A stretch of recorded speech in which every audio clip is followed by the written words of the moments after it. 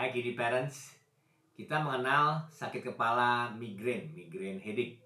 Tetapi ada istilah lain yaitu sakit perut yang disebut migrain perut atau abdominal migraine. Apa ini abdominal migraine? Apa saja gejalanya? Bagaimana kita bisa mencegah agar anak kita tidak terkena serangan abdominal migraine atau migrain perut ini akan kita bahas berikut ini.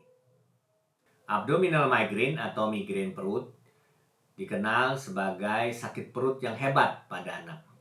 Sakit perutnya bukan sakit perut yang ringan, biasanya sakit perutnya golongannya golongan sedang atau berat. Jadi anak yang dengan serangan migrain perut ini akan terlihat sangat kesakitan. Paling tidak dia akan tiduran dan menutup matanya sambil memegang perutnya karena kesakitan. Nah, anak-anak dengan migrain perut ini bila mengalami serangan bisa sakit perutnya lebih dari 1 jam, bahkan bisa 2 jam sakit perut terus-menerus. Dan karena sakit perutnya ini golongan yang bukan ringan tapi sedang atau berat, maka anak terlihat sangat kesakitan. Nah, dalam keadaan demikian anak ini biasanya tidak bisa sekolah, tidak bisa main, dan bahkan tidak bisa makan karena sakit perut yang hebat ini. Nah, apa saja gejala abdominal migraine atau migrain perut ini yang perlu Anda ketahui? Yang pertama adalah sakit perutnya ini hebat. Nah, sakit perutnya sedang atau berat. Yang kedua, serangannya itu mendadak, akut. Jadi satu kali serangan bisa terjadi keadaan sakit perut yang hebat. Kemudian dia akan hilang. Dan dalam keadaan hilang ini betul-betul anaknya sehat dan kemudian bisa terjadi kembali sakit perut yang hebat seperti semula. Nah, antara dua periode ini yang kita sebut interval ini bisa terjadi dalam hal mingguan, tetapi juga bisa bulanan. Jadi bisa berjarak minggu atau bulan. Tetapi pada saat serangan sangat berat sakit perutnya. Nah, anak yang dengan sakit perut yang berat ini biasanya juga ditandai dengan adanya minimal 2 gejala berikut ini. Gejala itu misalnya anaknya tidak mau makan, anaknya mual, muntah, juga ada sakit kepala, dan merasa takut terhadap cahaya. Anak itu biasanya menutup matanya karena merasa silau. Dan juga anak-anak ini biasanya terlihat pucat. Nah, 2 dari gejala-gejala ini harus ada menyertai sakit perut yang kita sebut migrain perut ini, sakit perut hebat ini, sehingga anak ini bisa kita katakan migrain. Nah, umur berapa sebetulnya anak-anak bisa terserang migrain perut ini? Dari penelitian diketahui bahwa paling banyak pada usia 3-10 tahun. Dan yang paling tinggi ditemukan pada usia 7 tahun. Anak-anak yang usia-usia begini rentan untuk bisa kita temukan abdominal migraine atau migrain perut. Nah, juga ditemukan dari penelitian bahwa anak perempuan sedikit lebih sering daripada anak laki-laki untuk mengalami migrain perut. Nah, apa yang terjadi? Apa yang menyebabkan migrain perut ini? Sampai saat ini, para peneliti belum menemukan penyebab pastinya. Tetapi teori yang paling sering disebut-sebut adalah teori hyperalgesia. Jadi usus-usus dan perutnya itu sensitif terhadap serangan-serangan stimuli-stimuli yang datang kepada perut. Misalnya melalui makanan, melalui stres. Nah, itu menyebabkan perutnya sensitif dan mengalami sakit perut yang hebat karena sensasi-sensasi yang dari luar itu yang merangsang serabut-serabut saraf di dalam usus-usus sehingga anak-anak itu mengalami sakit perut. Memang ada teori-teori lain, tetapi yang paling diterima saat ini adalah teori hyperalgesia ini. Nah, apa yang terjadi kalau anak-anak ini terus-menerus mengalami ini? Nah, pada penelitian pada anak-anak selama 10 tahun diketahui bahwa anak-anak yang dengan migrain perut ini ternyata setelah 10 tahun kemudian kira-kira 61% diantaranya hilang gejala sakit perutnya. Jadi ini adalah berita gembira buat anak-anak dengan sakit perut yang disebut migrain perut ini, bahwa dia ada kesempatan untuk hilang lebih dari setengahnya pada saat dia lebih besar dalam 10 tahun kemudian. Tetapi sayangnya dari mereka yang hilang sakit perut ini 70% ditemukan mengalami migraine headache ya. Jadi sakit kepala migrain ya. Nah, ini 3 kali lebih tinggi ya pada anak-anak yang lain yang normal itu hanya 20% yang mengalami migrain headache atau migrain sakit kepala. Jadi kita lihat bahwa anak-anak dengan abdominal migraine atau migrain perut ini mengalami risiko untuk nantinya mengalami migrain headache, sakit kepala karena migrain 3 kali lebih tinggi dari anak-anak yang normal. Nah, apa yang bisa kita lakukan untuk menolong anak-anak dengan migrain? Ada 2 pertolongan, yaitu pertolongan non-obat dan pertolongan dengan obat. Kita tidak bahas pertolongan obat karena pertolongan dengan obat ada dokter yang bisa memberikannya. Yang saya akan bahas lebih lanjut adalah pertolongan yang tanpa obat. Nah, apa yang bisa orang tua atau anak yang lebih besar mengerti tentang keadaan ini? Jadi yang pertama adalah anak-anak atau orang tuanya perlu mengetahui bahwa migrain abdomen atau abdominal migraine ini, migrain perut ini tidak berbahaya. Tidak ada penyebab yang bisa kita ketemukan. Tidak ada organ yang salah, tidak ada organ yang rusak dalam keadaan seperti ini. Nah, juga keadaan ini bukan keadaan yang mematikan. Jadi Anda tidak perlu khawatir bahwa ini ada sesuatu yang berbahaya. Dan kita sudah tahu bahwa ada kemungkinan dia bisa sembuh sendiri setelah kira-kira 10 tahun pada 60-61% anak. Nah, ini adalah pengetahuan yang baik bahwa tentang penyakit ini sehingga Anda tidak merasa cemas berlebihan, tidak merasa takut berlebihan untuk menghadapi keadaan seperti ini. Ini juga akan membuat Anda tenang bahwa Anda tidak perlu berpindah-pindah dokter, cukup pada satu dokter yang mengerti keadaan ini dan merawat anak Anda selanjutnya. Nah, apalagi yang perlu Anda ketahui tentang penyakit ini?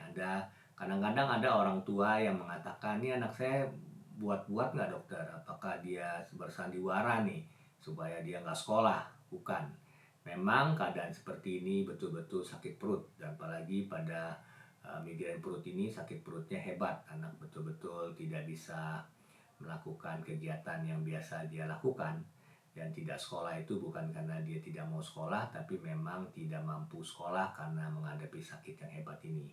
Nah, ini juga perlu diketahui oleh para orang tua agar tidak ada perselisihan antara orang tua dan anaknya karena menyangka anaknya berbuat-buat untuk bisa tidak sekolah.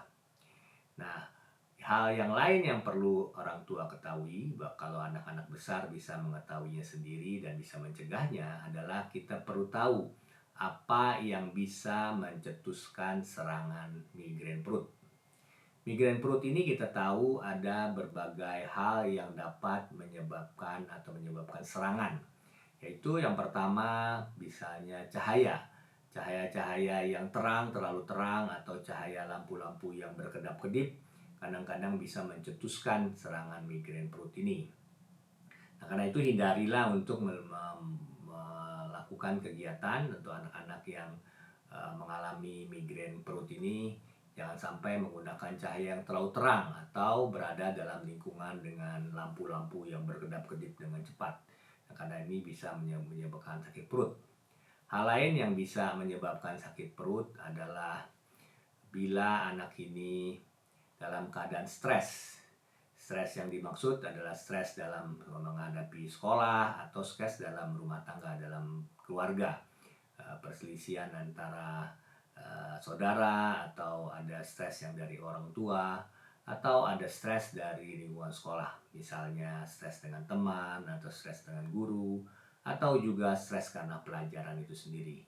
Ada anak-anak yang mengalami serangan migrain perut ini pada saat akan ujian.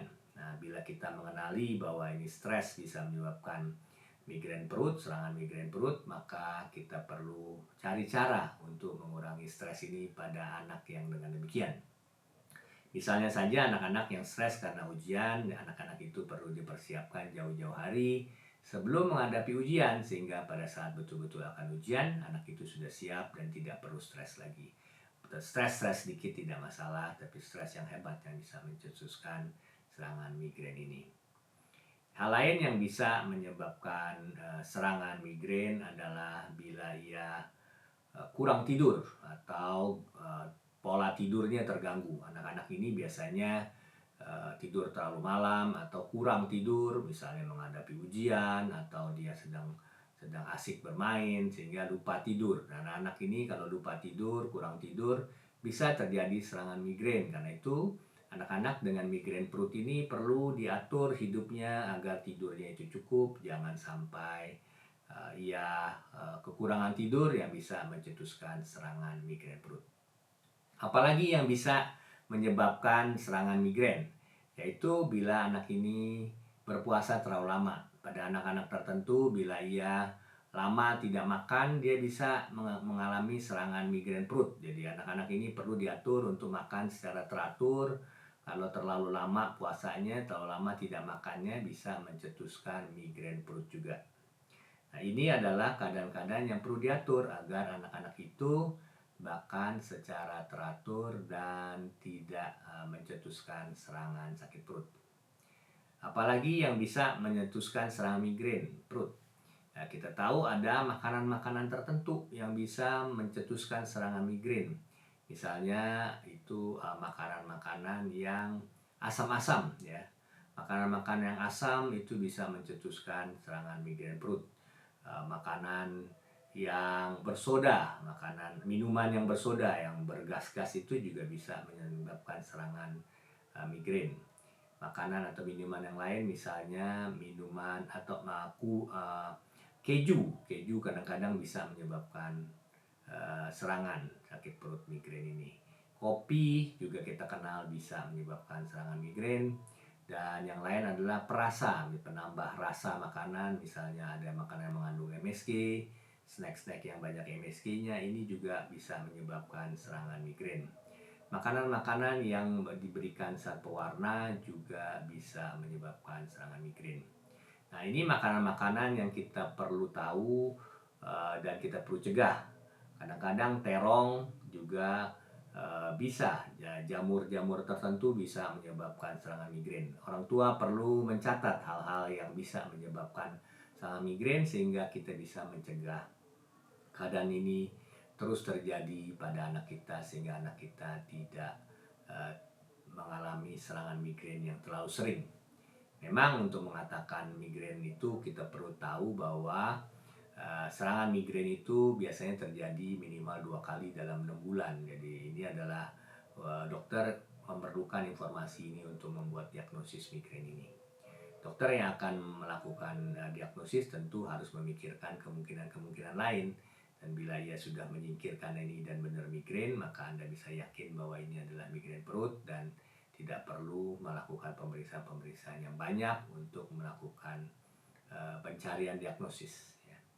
Nah, dengan mengetahui 2 hal, yaitu mengerti mengenai penyakit ini dan bisa mencegah faktor-faktor pencetus, saya kira kita bisa mengatasi migrain, paling tidak mencegah untuk terjadi terlalu sering.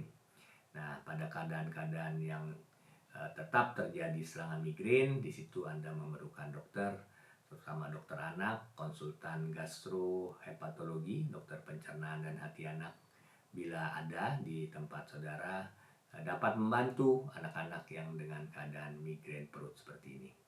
Nah, dengan demikian kita sudah sampai pada akhir dan mudah-mudahan bermanfaat. Kalau sharing saya hari ini bermanfaat, tolong di-share kepada teman-teman, saudara-saudara yang lain yang membutuhkan, terutama yang memiliki anak-anak pada usia sebelum 10 tahun, 3 tahun sampai 10 tahun.